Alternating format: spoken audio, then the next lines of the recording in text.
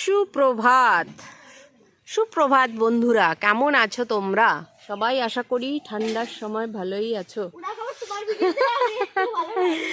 ঠান্ডা এটা কিন্তু লাইভ হবে, ঠিক আছে, মাথায় রেখো। তো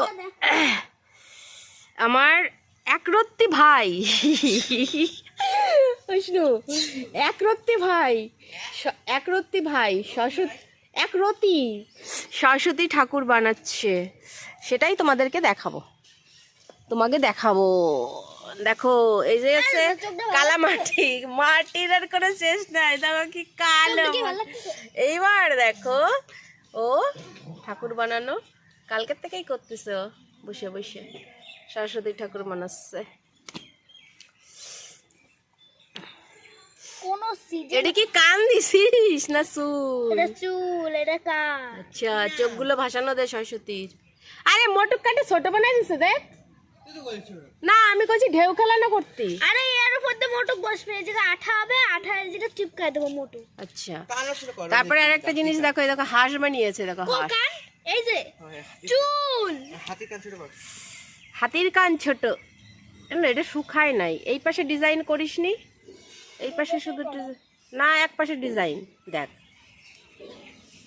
ও স্বর্ণ উল্টো করে লাগাইছে, দেখ দেখ, হাঁসের ডানা উল্টো করে লাগাইছি। এই পাশে ওর মাথা ঠিক নেই, উল্টো করে লাগাইছে ডানা মানা। তো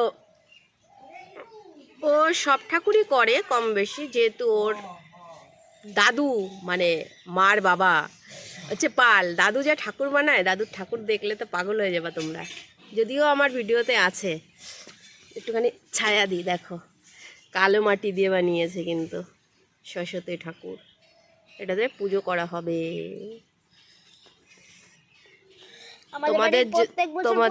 তোমাদের যদি কারোর ঠাকুর করানোর দরকার প্রয়োজন হয়, তাহলে এরে নিয়ে যেতে পারো বায়না করে। আমাদের বাড়ি প্রত্যেক বছর সরস্বতী পুজো হয়, আমি ঠাকুর বানাই, আমি পুজো করি। এখন সুতো দিয়ে রোদপুর থেকে ঈদি যখন সুতো দিয়ে এক্সট্রা মাটি কেটে দেবো। সরস্বতীর চোখগুলো কিন্তু টানা টানা হয়। এটা হচ্ছে সাবিকি সরস্বতী। সাবিকি মানে বাংলা যেরকম চোখগুলো হয় না, বাংলা দুর্গা, ওই রকম। বাংলার দুর্গা, বাংলার মাটি, বাংলার মানুষ। ও কিন্তু এই যে ওর আয়োজন কোনো কিছুই নাই, খালি এই যে এইটুকুনো মাটি, এই যে একটা তুলি আর সুতো, এইটা দিয়ে ওর আয়োজন। আবার আয়োজনের দামও সেরকম। তুলির দাম 50 টাকা, এটার দাম 50, এটার দামও 50। ঠিক আছে।